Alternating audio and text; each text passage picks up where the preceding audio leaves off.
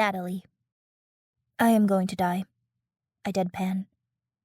My wide eyes glare at the mark on my neck. For once, I rub it as hard as I can to get rid of it, idiotically, even when I know that this mark is engraved not into my neck, but my soul now. You're not going to die, Gianna rolls her eyes, sighing.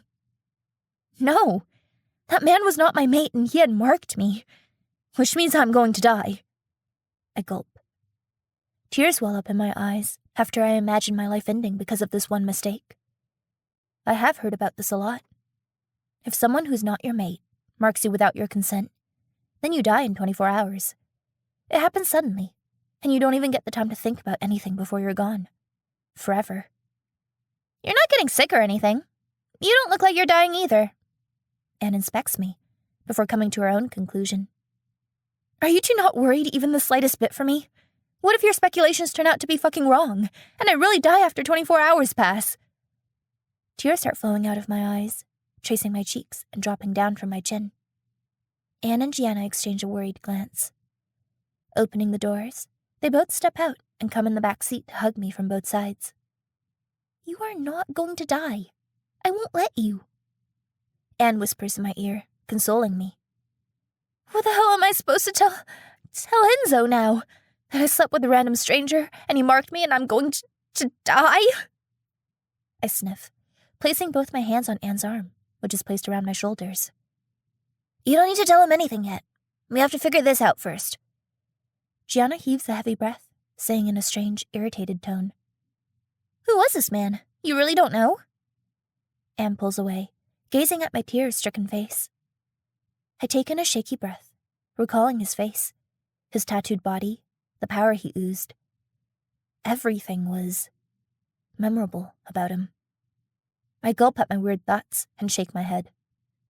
Gianna wipes my tears with her fingertips, giving me a concerned look.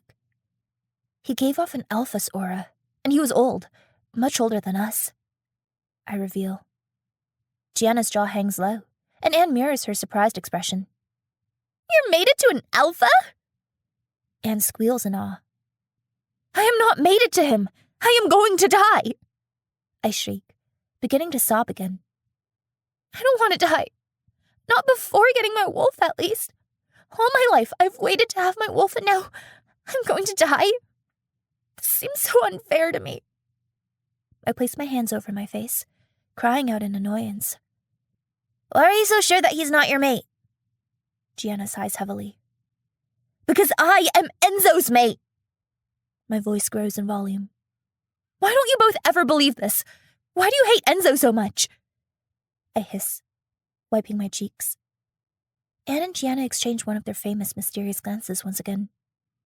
Stop looking at each other and tell me the reason, please. I plead. Natalie. Anne exhales softly. Enzo believes you're his mate. He can be mistaken. You shouldn't believe him unless you feel the bond yourself. Have you ever even felt attracted to him?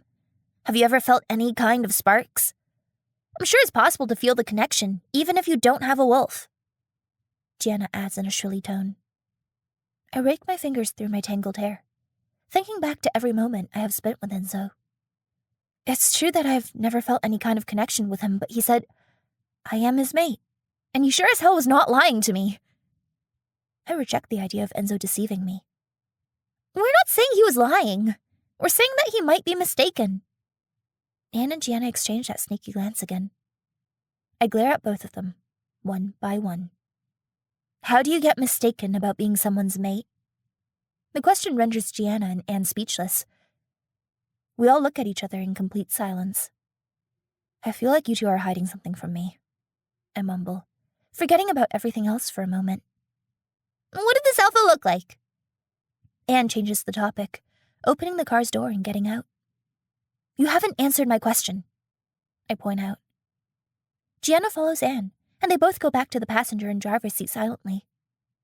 We need to find this mate of yours. Gianna nods her head in determination. He is not my mate, I mention, frustrated out of my mind. I would like to see you denying this when you don't die tonight. Anne rolls her eyes, starting the engine. But what if I die tonight? I rest my head against the seat and stare ahead. I am going to die.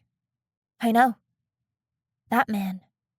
His eyes flash before my eyes as I think about him. He was not my mate. He could never be. Gianna and Anne don't answer me and ignore my existence for the rest of the way back home.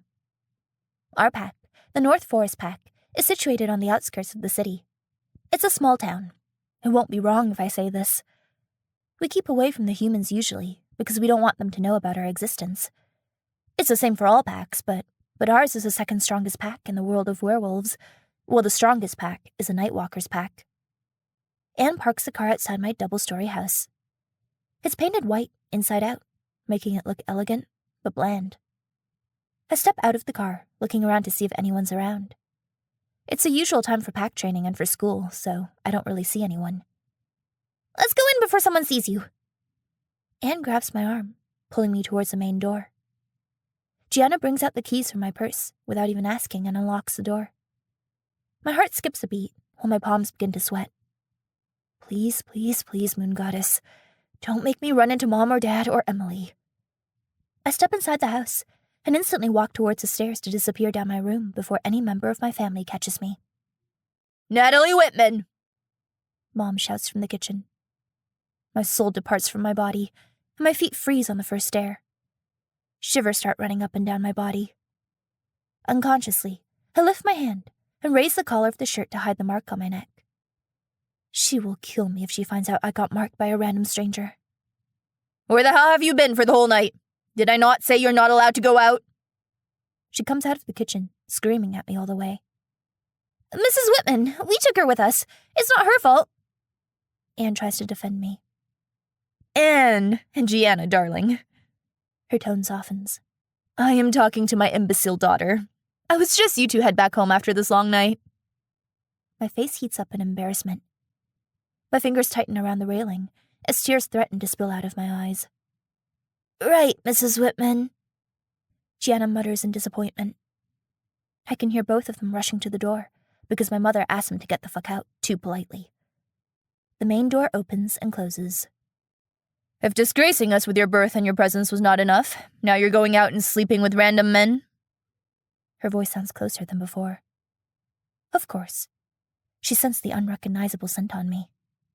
I gulp the lump in my throat and turn around, only to find her right behind me. A harsh slap which lands on my left cheek shuts me up from saying anything further. I place my hand over my cheek, casting my eyes down. Emily always said you were a slut. I should have believed her sooner. She barks in my face, fisting my hair and pulling my face closer to her. I close my eyes, inhaling a deep breath. It's normal. It's okay. I want to tell myself these words as always, but all I can do right now is to pray that she doesn't see the mark over my neck. You don't have a wolf, and everyone already wants you gone from here. Now you want them to find out that you're sleeping with men who are not even from this pack. Are you so eager to get us all kicked out of this pack? She leaves my hair with a jerk, hissing at me. I am sorry, Mom. Tears begin to slide down my cheeks. Get the hell out of my face, and don't come down for the rest of the day. I don't want to see you. She yells at me. I don't waste a moment in climbing up the stairs and running straight for my room, crying. Dying tonight doesn't seem like a bad idea anymore. If Mom tells Dad, he will kill me with his own hands.